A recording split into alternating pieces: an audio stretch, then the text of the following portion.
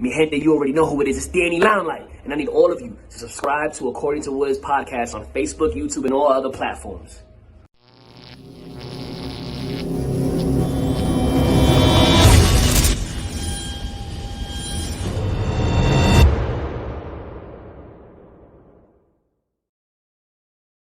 What's good, party people? This is According to Woods, and I have the honor and privilege of talking to somebody who has been called, yes, the Lillian Garcia of independent SoCal wrestling. That is facts. She is the one and only Ringside Raine. Raine, what's going on?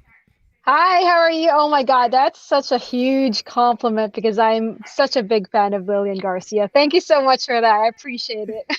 No worries, no worries. It's funny because you just did a show this past weekend Mhm. for OCCW down in Stanton, California, and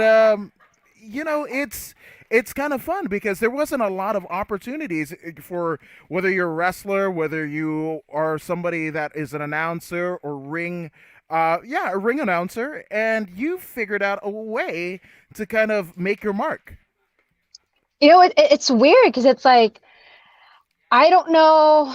I mean, I'm taking 2020 and this whole pandemic as a blessing in disguise because I feel like it gave me the time to kind of like pause and focus on the things that I really love to do. And that's how I got into the online class at Santino Brothers, and that's how it basically started for me. Because before I would just create videos and like post it on my YouTube channel, or on Instagram, and that's basically it for me. I didn't know anyone in the industry, and then I got in at Santino's for the online wrestling course, and I met a lot of amazing people, and that's how I started with OCCW, and then from OCCW to VWE, Venue Wrestling Entertainment as well.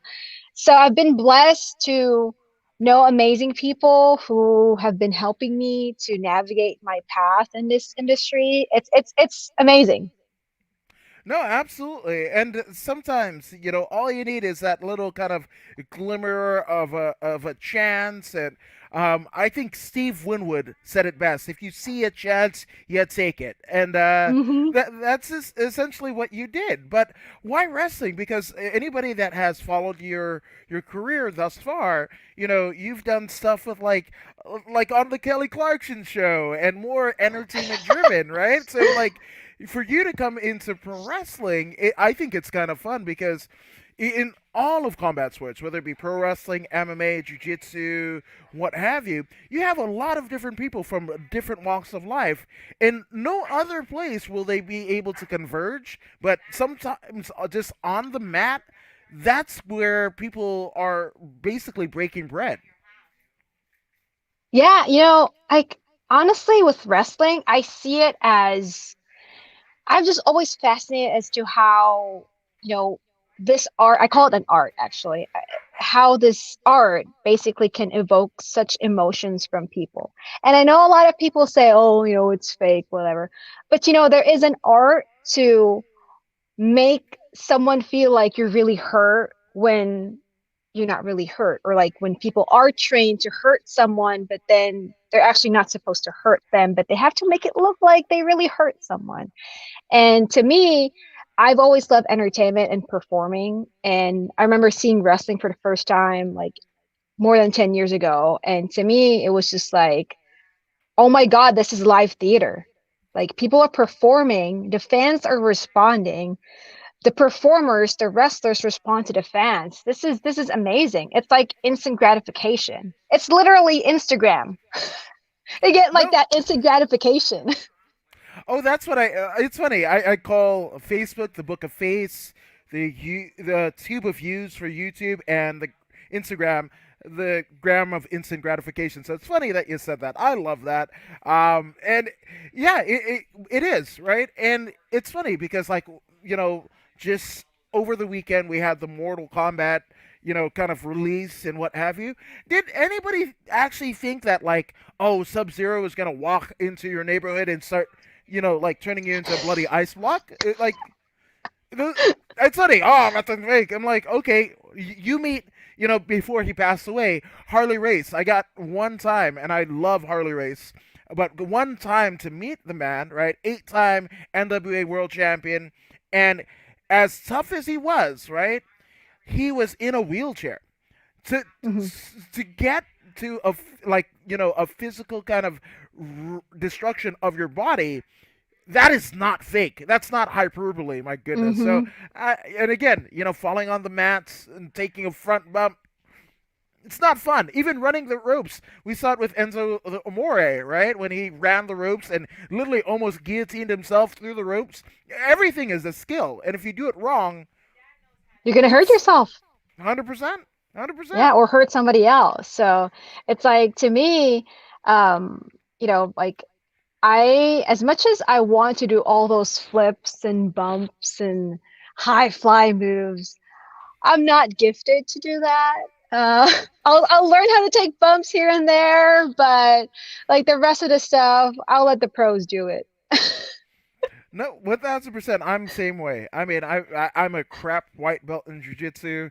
I Yeah, I can't wrestle my way out of a paper bag, and but we kind of found a way. We kind of found a way, which I gotta ask. Like, you said 10 or so years ago, pro wrestling kind of came into your life. So, like at who was on top? Who were some of your favorites, and what was it about it that drew you in? So I first started watching wrestling actually a year before I left the Philippines to move to the United States. So that was like around 2006. And I remember seeing it on TV, John Cena and Batista. And I was a huge fan of Batista because I felt like he was representing my country because he's half Filipino. Hmm. And in that same year, he went to the Philippines and I won a contest and I got to like meet him in person. So I was like, oh my God, I just started watching wrestling and here I am meeting this wrestler from America. It was such a big deal for me, but I ended up watching it because at that time I was taking taekwondo lessons, and I'm first of all I'm not good at it. I the reason why I ended up watching wrestling is because I sprained my ankle and I was just at home and I was just like flipping through the channels and I saw wrestling and I was just like, oh, this looks cool. And the next thing I know, I was watching it like, every week and I started to know the characters. And then I ended up meeting Batista. And then the year after that, I moved to the States. And I think wrestling helped me with basically adapting to the culture here, wherein it helped me learn the language. First of all, like kind of like practice, like talking to people and like listening to English, basically. And the story, you can easily understand it if you didn't really speak the language because you Hmm. can tell who's the bad guy, you can tell who's the good guy. They fight and usually people hope the good guy wins. That's basically it. um so to me it was my form of like, okay, I felt comfort with watching it because it reminded me of watching it when I was at home. And then I moved here and I got to go to shows and that to me was just like mind blowing because this kid from like a freaking third world country, man, like now I get to like go see a pay-per-view, like these people that I watched like on TV in the Philippines, now I get to see them. Oh my God, that's amazing. um but yeah, wrestling helped me cope with being homesick because for some odd reason, it reminded me of home because I watched it with my grandma. Um, so when I moved here, I just watched a lot of wrestling, and that comforted me. And like I said, it helped me learn the language as well. No, that's amazing. That's amazing. And again, my mom is from Fiji, right? And my dad was brought up here in the Midwest in Indiana, but like, an immigrant story. That's so huge, especially coming here, to the States, mainland US, and it can be breathtaking, but also anxiety inducing. There's so much just kind of going around and everything. And then, especially in the WWE, right, where you had like these dynamic, like personalities, right? It was all, personality based and personality driven. And to see somebody like a Batista, who, I mean, Mm. I think Conan said it best. It was like, wait, he's Filipino? I didn't know Filipinos are that big. Like that's it, right? But and my wife is Filipina. She's looking over at me like, you just said that. Yeah, I'm sorry, honey. No, but it's funny because like to have somebody that represents your culture, and see him as a champion there, and then getting to meet him. I think that's fun because you see like pictures of like AJ Lee meeting Lita at a Mm. signing, and then like Sasha Banks meeting AJ Lee, in a Mm. kind of like a continuation of that deal, and then they all kind of encourage each other to get into the business. So it's funny because now here you are, you know, involved in the wrestling business, the same business that essentially Dave Batista cut his teeth in. I mean, did you know at that moment that maybe this might be something I want to do, something I want to be a part of? I've always wanted to be a part of wrestling, and I when I first moved here, I actually thought of because I first moved to Las Vegas straight from the Philippines, so what like a culture shock. Ah. But it was like, to me, it's like, oh my God, I get to be here. I get to go to shows. And I found a wrestling school, which is FSW. And I was so determined to like enroll.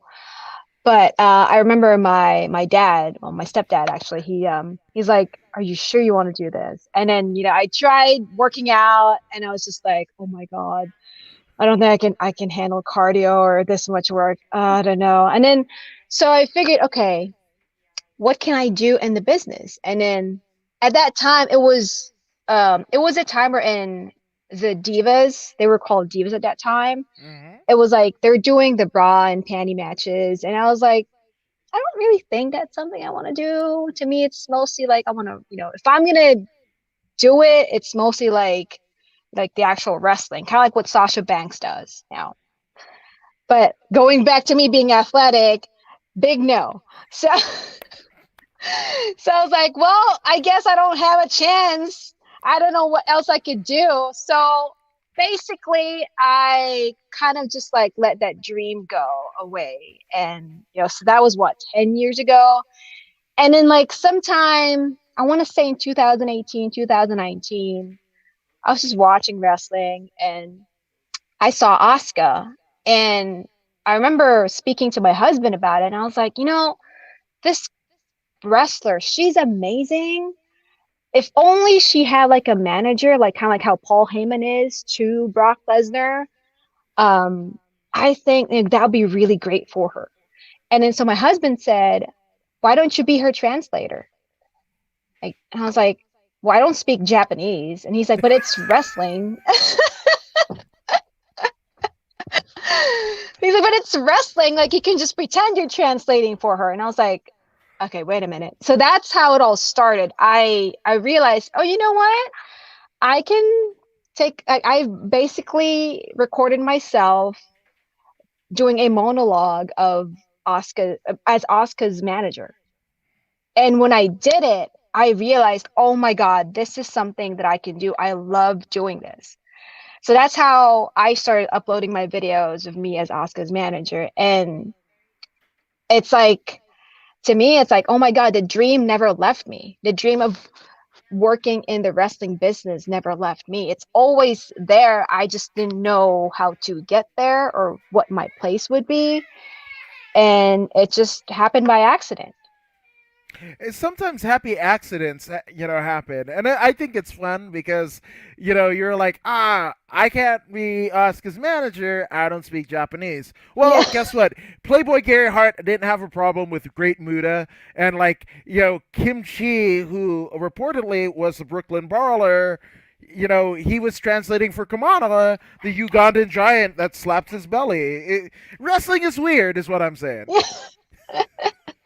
Yeah, the thing is, to me, I realized that if you can be a personality, if you just put yourself out there, you'll find a spot for yourself.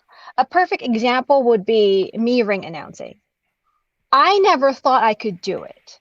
However, last month I did an event for Venue Wrestling Entertainment in Yuma, Arizona, and the original plan was for me to interview whoever wins the match, whoever wins the main event. But we changed plans, and so I asked the promoter, "Hey, so what else do you want me to do then? Because I'm here." And then he's like, "We don't have a ring announcer." I said, "Can I try? If I suck at it, just tell me. I won't do it again." So I tried it and they ended up liking it. And that's how I ended up ring announcing at that event and also on Friday for another show in Orange County for Venue Wrestling Entertainment VWE relaunch in Stanton, California. So it's weird. It's weird how, sometimes you think you can't do certain things. We put limits to ourselves and then you realize, oh my God, why did I put a limit to myself? Because in reality, unless you try, you won't know that you're actually capable of doing it. Facts. No, Hmm. that's facts. I love it. Addis says, "What up, my guy Woods? Hope you're having a great day, man. Hope you are Hi, too, Addis. Addis."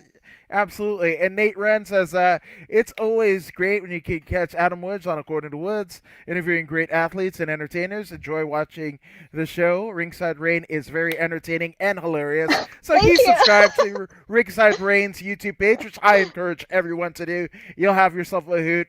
It's amazing. Now, and again, it's funny because a lot of people will ask, like, "Oh, I don't get my shot. My opportunity isn't there. I don't feel." You came in wanting to be a manager. It didn't work out, and then and going all the way to Arizona, you're based in Southern California, going all the way out there, right? Just for a shot. And the shot that you were promised wasn't there, and it led to this uh, opposite of Lemony Snicket's a series of fortunate events, right? That led you to ring announcing, that gave you a whole new voice, and again, you're getting comparisons to Lillian Garcia in a matter of months into your career. I think it's great.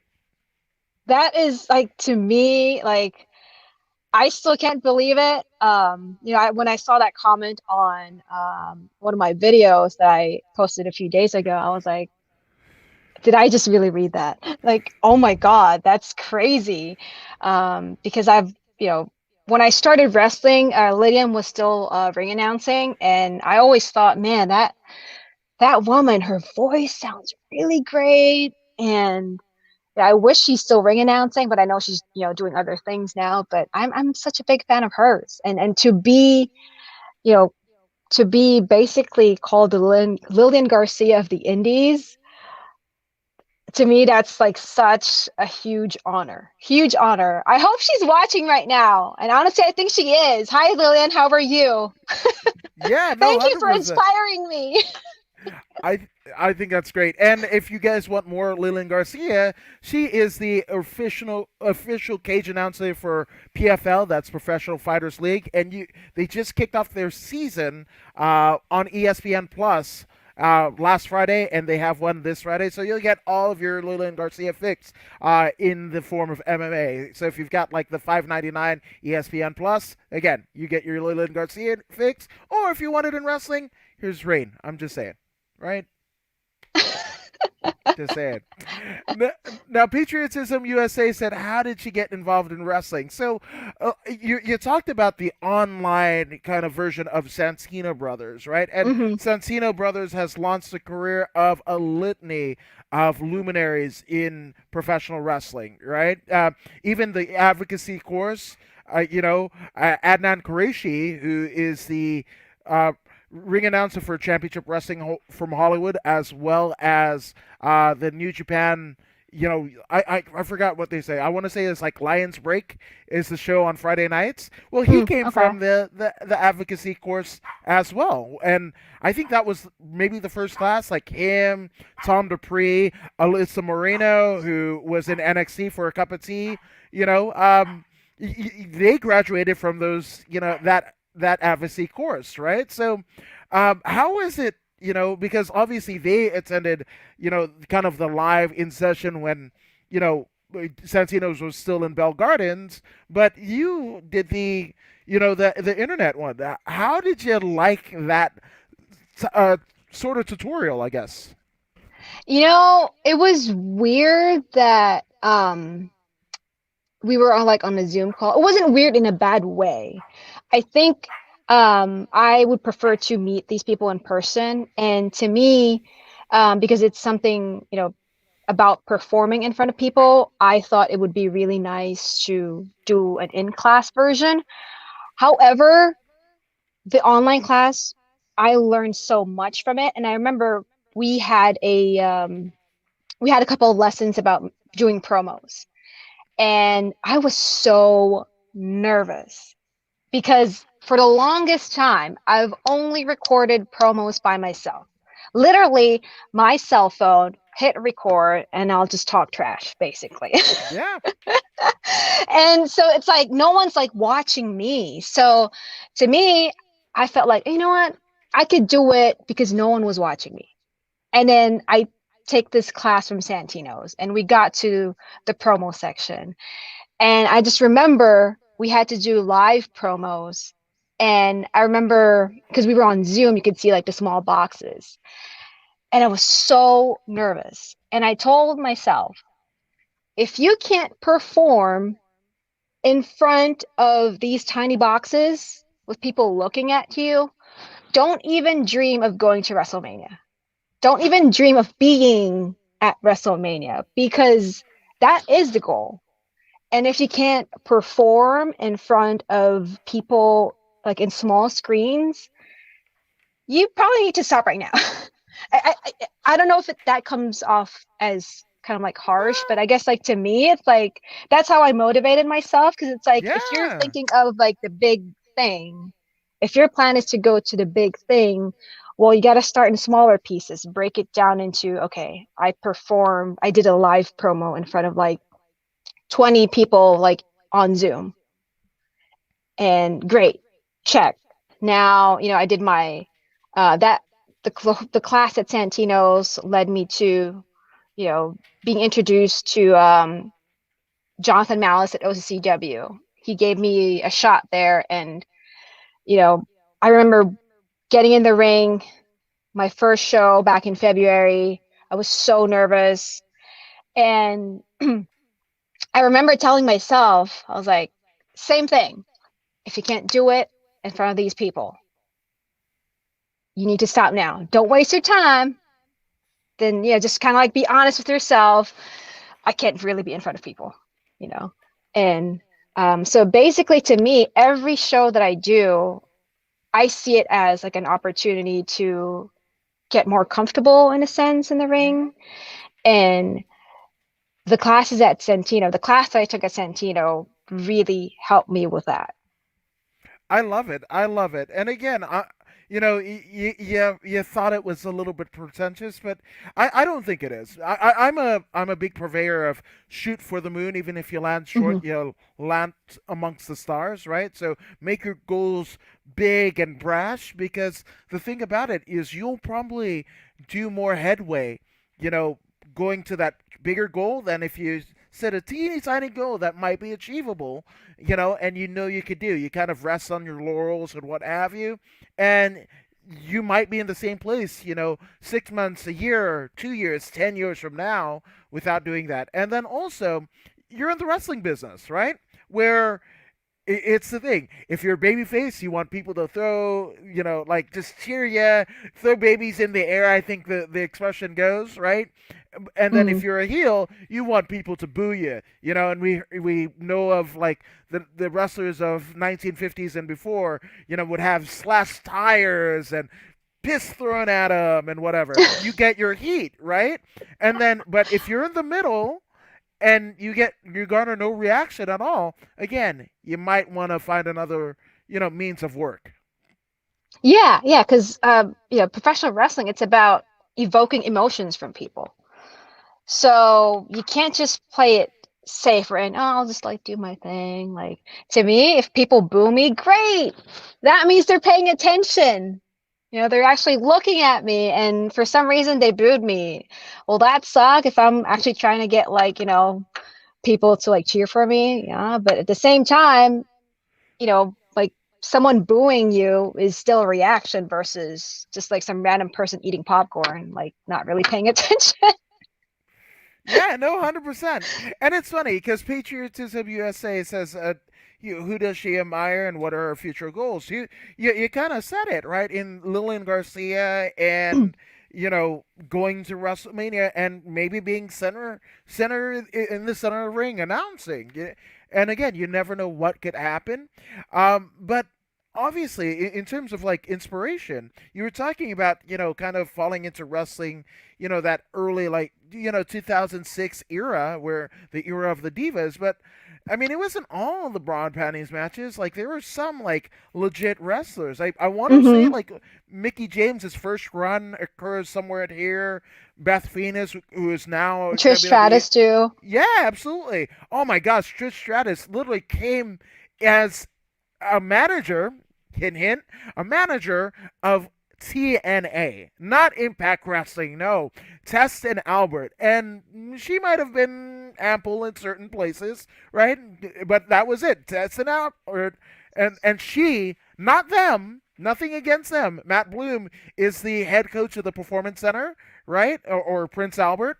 But out of the three, she's the only one in the WWE Hall of Fame. Yeah, that's amazing. And it's like to me, it's like that's kind of like someone paving a way for especially women. And I think that's why the character of the whole manager, like professional wrestling manager, is something that I want to do because I've usually seen women as like the valet manager, yes, but I have not seen one who's kind of like a Paul Heyman. Basically, just like the way he talked and the way he like his mind basically like how his brain worked and how he basically annoyed the crowd, and that's how I want to be one day, basically a Paul Heyman to you know a Brock Lesnar one day. Like if given the opportunity, like hell yes, sign me up. Like I want to talk trash on stage. Yeah, yeah, absolutely.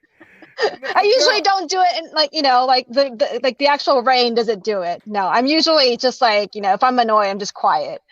But like you re-switch to like Rain as a manager, and oh my god, like I sometimes I watch my videos, I don't even know who that person is.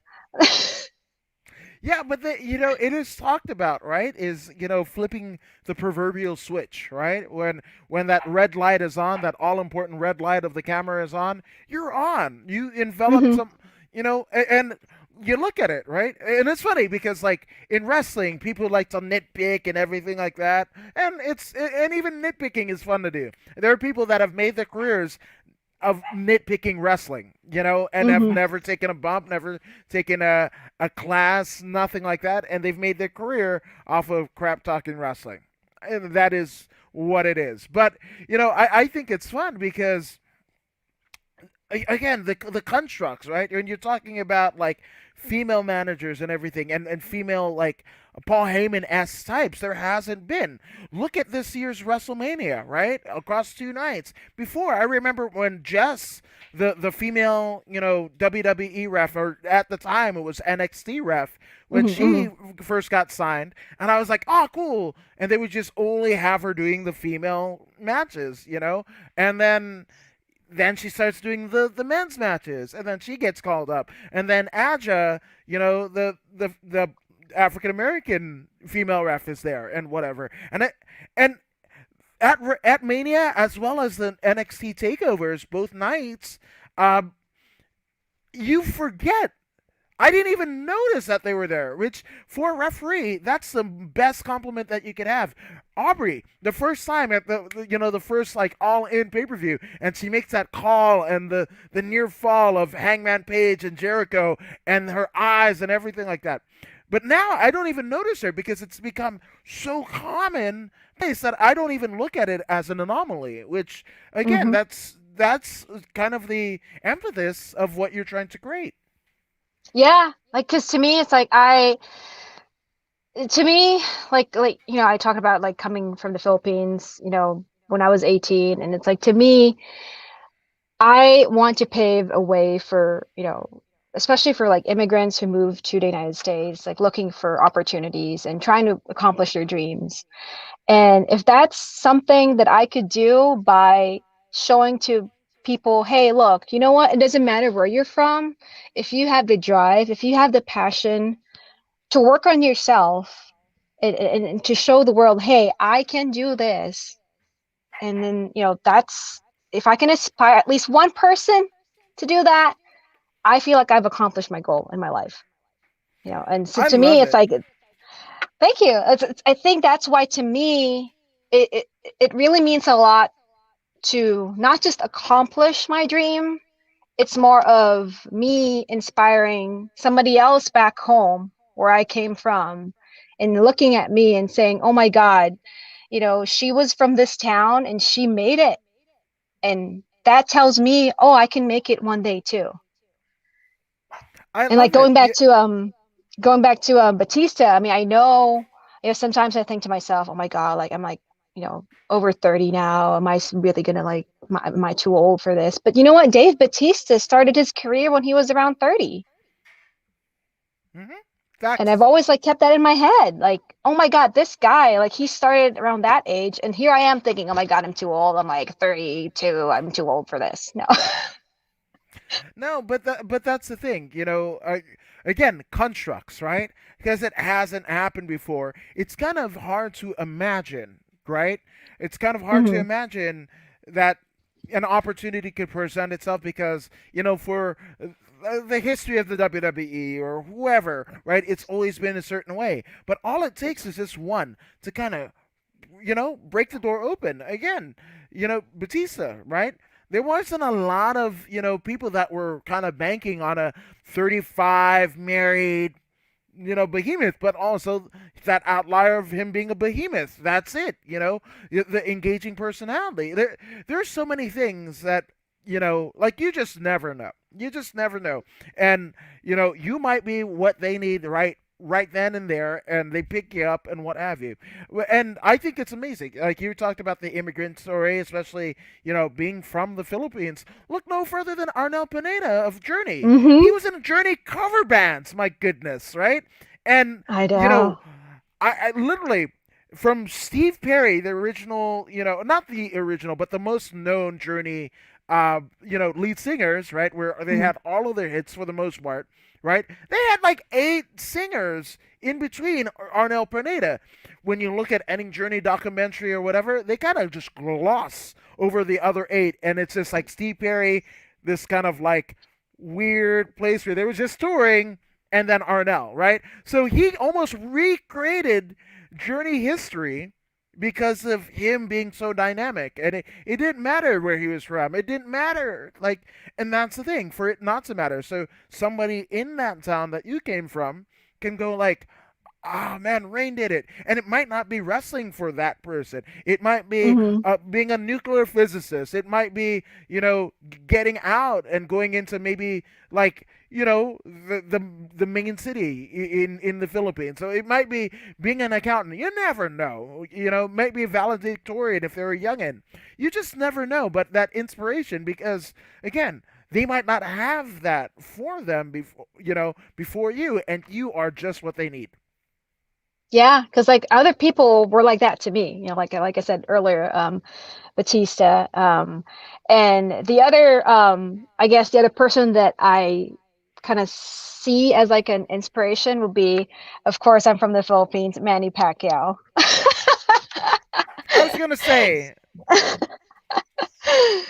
It's same thing. It's like, I see this guy who, inspired a lot of people from my country. Basically, he came from like a small town, put in the work, and, it just so happened that, he put in his, time, effort, worked hard, and it all worked out for him because he knew what he wanted and he had a dream and he was able to accomplish it.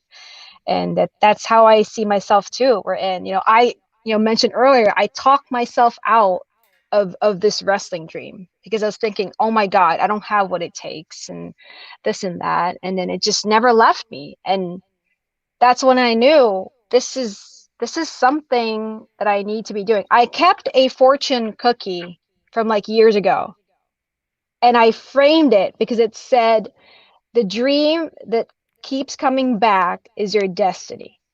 And every time I saw that fortune cookie, I always think to myself, it's wrestling.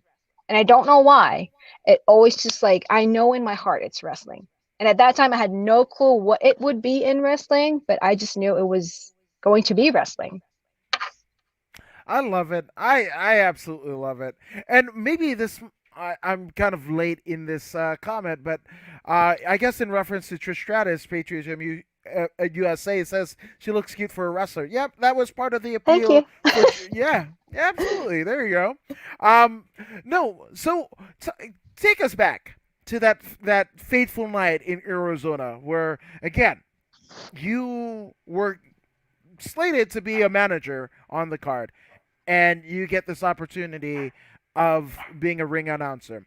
Um, did I mean were there any names that were hard to pronounce or unfamiliarities? Like what was the whole thing like? So I think to me, weird names. I think, now let me think about it. You know what? I think I was mostly afraid of not saying like the right name of the wrestler who was about to come out because I was like, oh my God, I don't want to screw up someone's, because someone was making her debut at that night too, and which was actually really cool for me because oh my God, this female wrestler is making her debut and I get to announce her name. And to me, that was like such a special moment. Her name's Jin Sivani, and I was like, oh my God, I need to make sure that I'm not gonna mess up her name. So I remember I kept looking at the door just to make sure that I know it's her coming out. And that way I know I'm not saying somebody else's name and I basically ruined her debut. But that was one of the things where, and I was just like, make sure you don't mess that up. But the other part of that was the main event we're in. It was a first ever four-way Mayhem Rules match. We're in. It was no disqualification, false count anywhere, and they can use any weapon they want. So I had like so many details and I had like four names to announce. But I had like a little notepad Yeah. and but the thing is it's like I look at it, but I just like kind of memorize it because I couldn't get into Ah. like my rhythm if I'm like reading something. So I just kind of like look at it and I was like, okay, okay, got it. And then so I was like thinking, okay, just these are the details. That's all you gotta say. But yeah, at that time I didn't get to announce where they're from because obviously it Ah. was just like at that day we're in, they're like, okay, well yeah, you can ring announce. But for the one in Orange County, a few days ago, I was ready. I asked them where they're from, where they're built from, and I practiced it. There were some cities we're in. I was like, okay, is this how you pronounce it, or is this, or like the names? I had to double check because to me, I admire these guys and well, these men and women who go out there and wrestle. Because to me, they're like me. They're also accomplishing a dream. And if I can make them feel like, oh my God, yeah, this is my moment, because I announced their names really well, then to me, I'm happy. Like I'm happy about that. And one of the guys actually from the event that I ring announced for on Friday, he told me, oh my God, like I felt like such a big character when you announced my name. And that to me was, I felt really happy for him because to me, I know he is living his dream. And if I contributed to him feeling You got.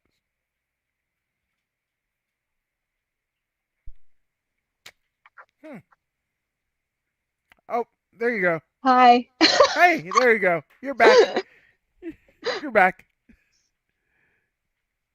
Oh, you were saying about Friday?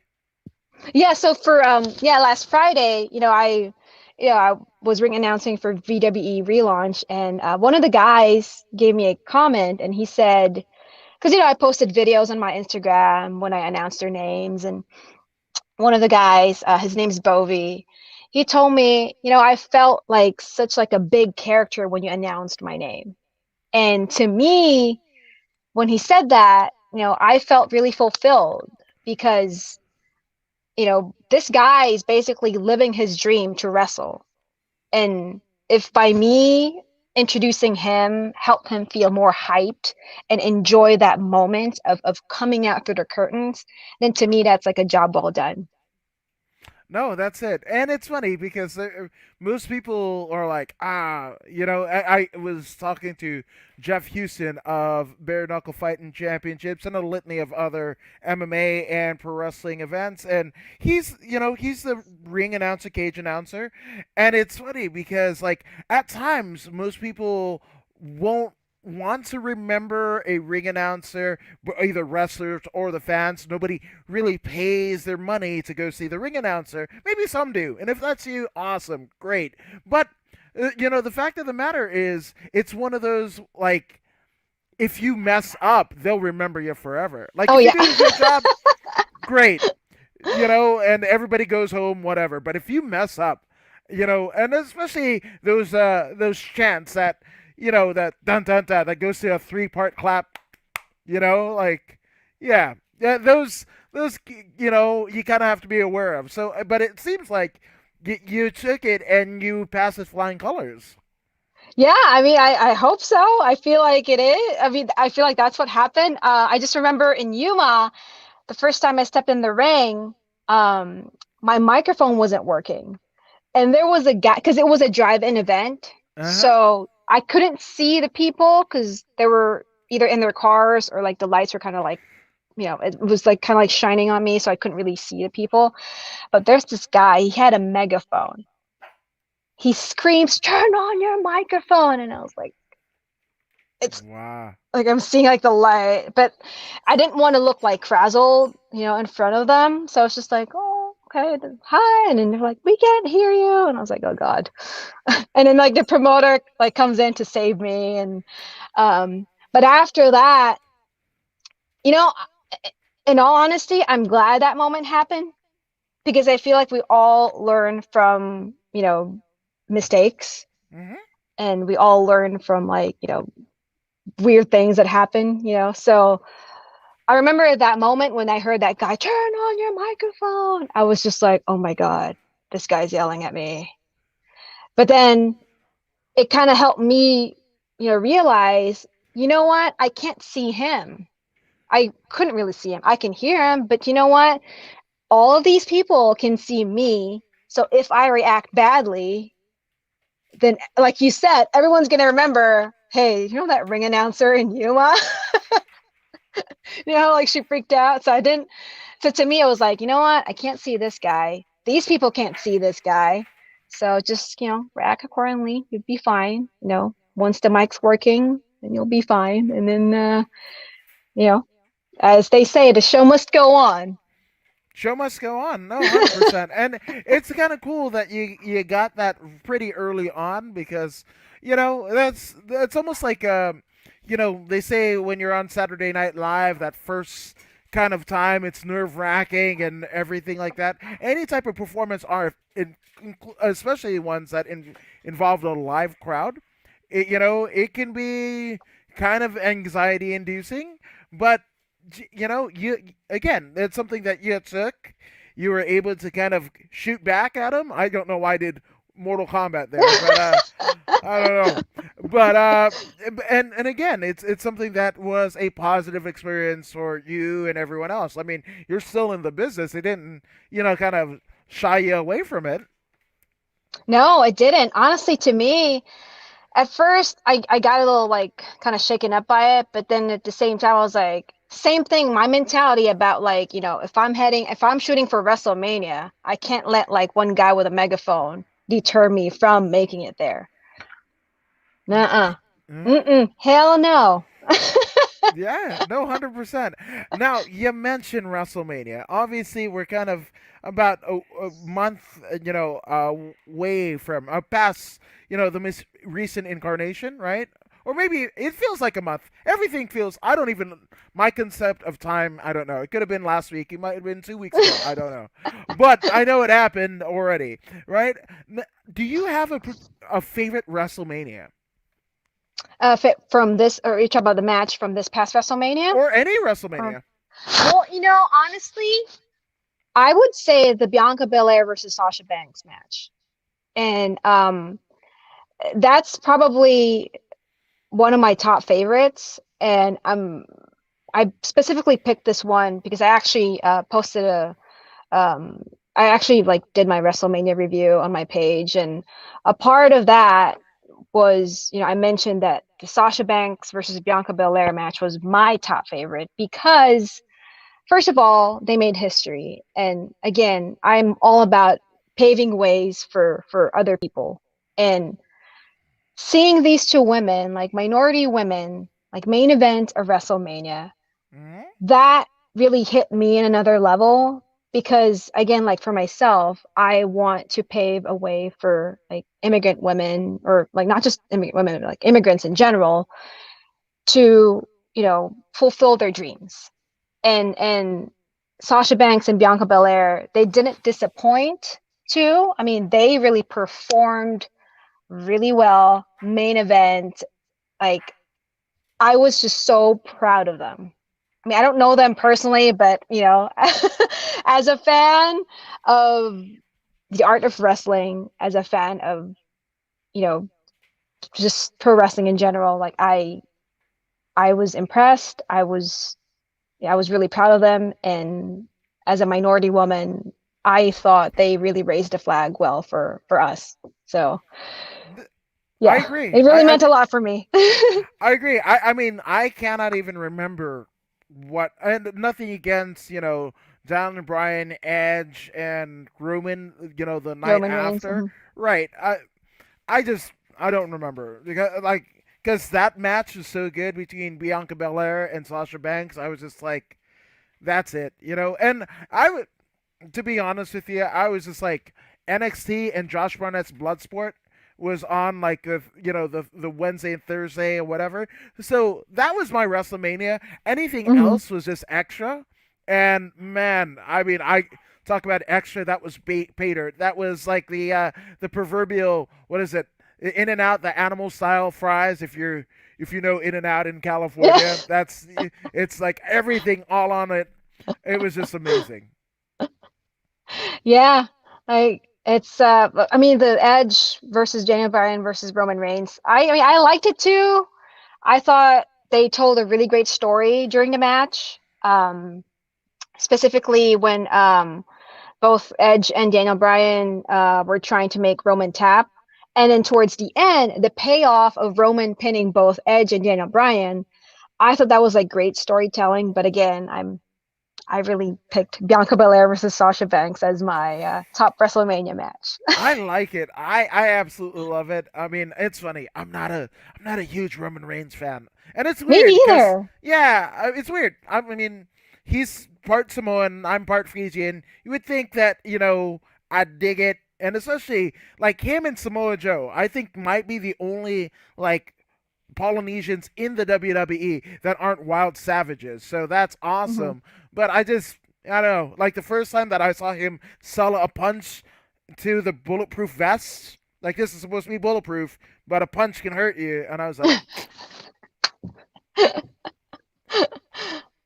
just I saying. must say though that this whole tribal chief character, I love it. I agree. I agree. The only thing about it is, why are you still wearing the SWAT pants and the boots, yo? What are you doing? No wraparound. No, they call it lava lava in Samoan culture. Like Okay. yeah, no wraparound, no. Okay, boo, boo, still boo, still boo. And it's weird because he's Roman Reigns, right? Which Hmm. that's a made up name, but like what is? It's like you threw your name into the WWE name generator. It doesn't even Roman and Reign like, and then you've got him as a SWAT guy, right? That's carrying stuff from the Shield, the music, which wasn't the greatest entrance music in WWE history, right? The two other guys, Moxley and Rollins, became bigger stars, I think, right? Mm. And then, you know, you're a SWAT guy, your brothers are in the Shield, but your actual cousins are the Usos, which means cousin in Samoan, but they're twin brothers. My head hurts. My head hurts. I enjoy this whole character. I think partly because he's with Paul Heyman, Yeah, and I and kid you was. not, every time they walk out, like I look at Paul Heyman and I try to learn from like his mannerisms, like the way he like kind of stands up right next to him, and I don't know. I'm just like, if I'm shooting to be that kind of character, I feel like that's like my way of like learning from him.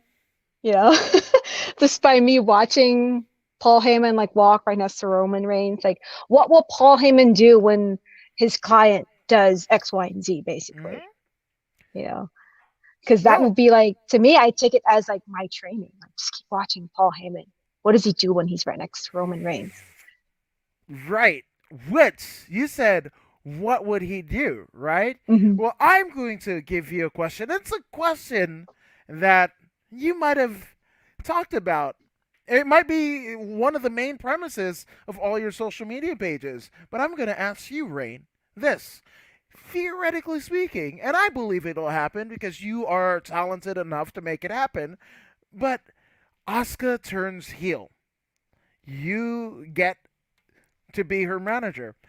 What series of events? Because right now she's a babyface. She Hmm. kind of is bewildered when Matt Riddle forgets his lines, and her YouTube page is amazing. Just like hashtag Kana, But if you were booking it, if you had control of the book, right, to basically turn Asuka heel, one, and for you to be in place and introduced to the WWE universe as her manager, how does this happen?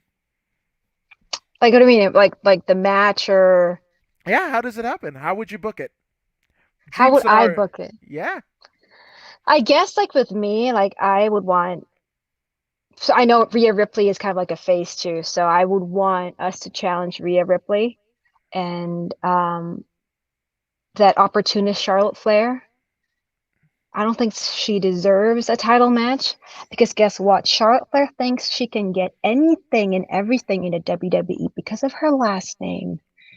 But guess what? Asuka will always be the top wrestler in the women's division. So back off, Charlotte, because it's Asuka's turn for the Raw Women's Championship. So something like that. Oh, Um, yeah. You sold me. I got goosebumps. Holy crap. There might be chocolate pudding in my underpants. But yeah, well, I don't know. It must be the keto diet.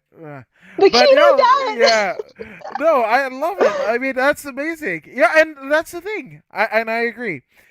Well, it's funny because Charlotte. It's funny because, like, in terms of second generation, third generation wrestlers and what have you, I actually forget she's a Flair. Even though Hmm.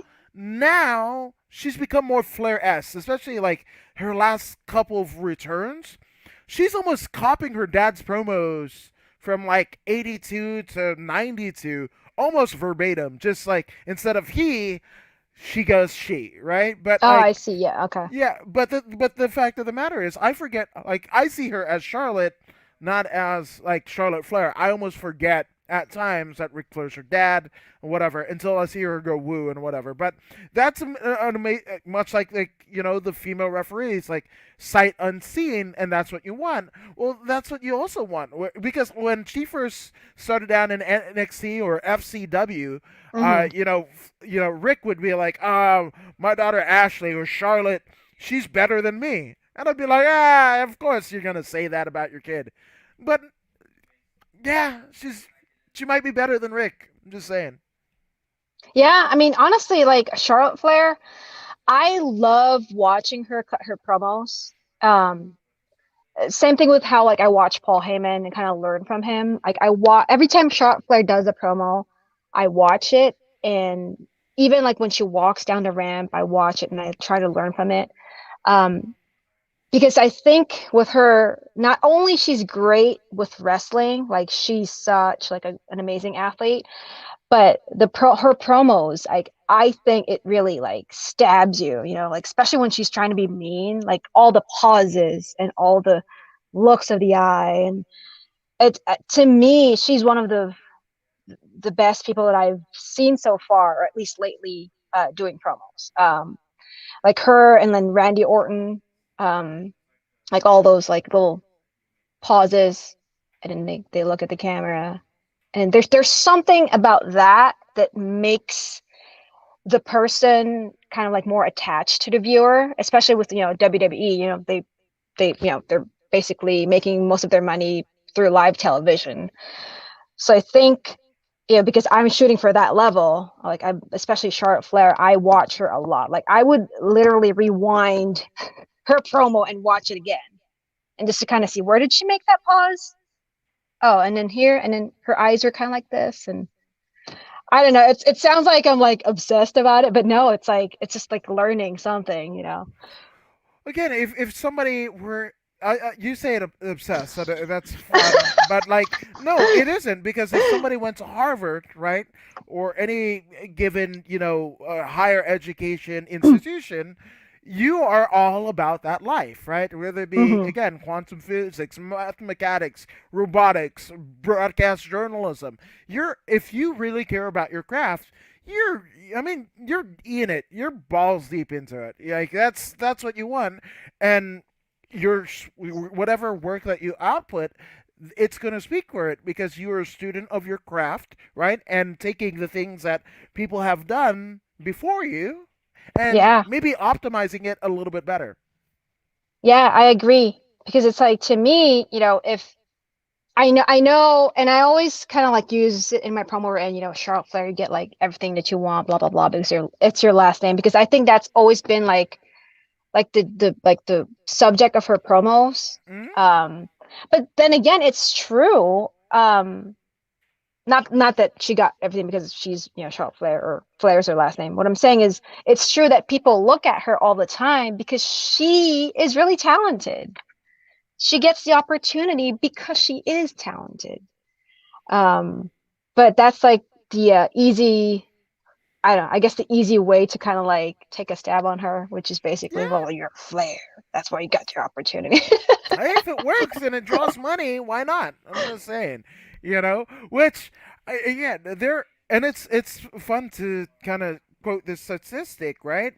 Because at iterations, now she's not there anymore, but Kairi Sane or Kairi Hojo, right, was in NXT. We've got Io Shirai, right? Hmm.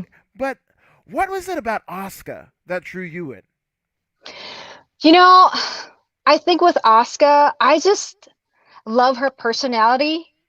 And when she moved to the main roster, she was always kind of like, she was basically so hyped, right? Like this woman, like undefeated, blah, blah, blah. And to me, it's like, okay, it's great that you can wrestle, you're talented, you know, in terms of being a wrestler. But then again, in wrestling, it's not just about your talent as a wrestler. You also need to kind of like speak for yourself, which I know she does, and I think her promos are funny too. But I think she just has this colorful personality wherein, like, as a baby face, you love her. As a heel, she's super like annoying as a heel, especially when her and Kairi Sane turned heel. Yeah. I thought that was like, oh my god, man, they're so effective. But because like in contrast with her as a face, it's like she's super sweet. Yeah. And then when she turns heel, it's like, wow, you're annoying. But on top of that, I think the very first thing would be she's a great wrestler. Yeah. Like I feel like I have never seen her kind of like wrestle someone awkwardly. Hmm. I feel like I guess if this was kind of like a dance floor, she dances well with everyone. Yeah. Well, that same characterization in terms of heel, face, and can work with anybody. I mean, those descriptions befell of guys like Kurt Angle or an Eddie Guerrero. So I think it's absolutely apropos for Asuka. But I mean, she's in good company. Yeah. I just hope that I know I'm not sure how old Asuka is, but I'm hoping that whatever time she has left in the WWE, that it won't get wasted. I know she's had her opportunities, but I just hope that she would go out the same way Trish Stratus did, just on top. Yeah. Because I hold her to that level. I hope Vince McMahon also sees that. I hope you guys can just swap brains for a second and just and do all of the booking, and then you guys can switch back. Just there you go. I like it. I absolutely like it. Now, obviously, Rain, there have been a litany of people who have helped you both professionally and personally to get where you are today. So, without further ado, take as long as you like. Let's get some shout outs out of the way. Yeah, well, shout out to my coaches at Santino Brothers, Coach Joey and Coach Bob, and all of my classmates in my class. You guys know who you are. Special shout out to JoJo.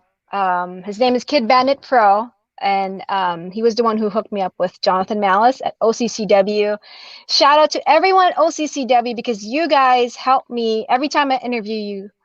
You guys help me kind of step up my game, and I love seeing you guys every time I go there for the podcast. Rickster, Azrael, JBD, you guys are funny and awesome at the same time.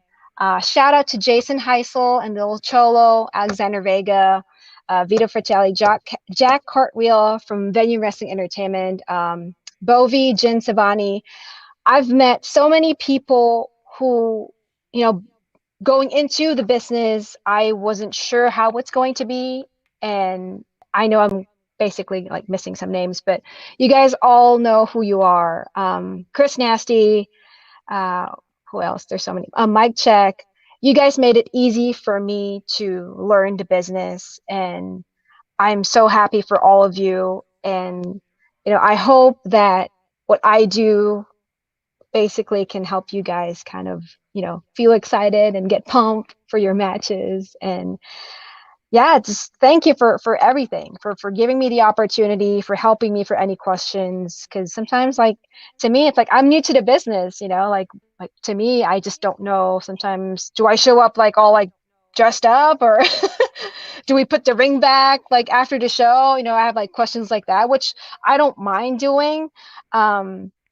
But these guys and girls have helped me, and you know it's not their jobs to help me, but I think it's kind of like them being like nice, and because someone else helped them too, and I think they're paying it forward by helping me, and I'm also willing to do that back and help them back and help others as well to navigate the industry.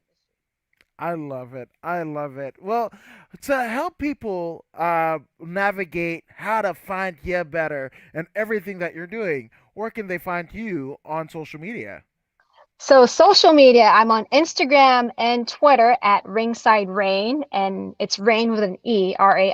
And on YouTube will be youtube.com/Ringside Raine. I love it. I love it. Well, Rain, again, this has been an honor and privilege to have you on. I can't wait to see.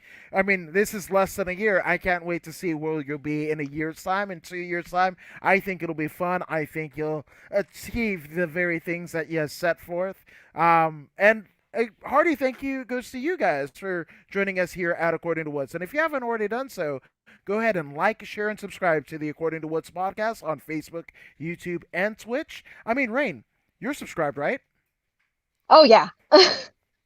Make sure you guys do too. Subscribe, Heck yeah. subscribe.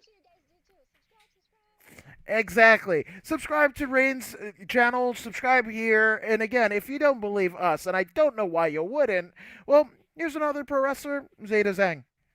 Hey, this is Oh, I guess the outro didn't work. Zeta Zhang. Make sure you subscribe to According to Woods YouTube.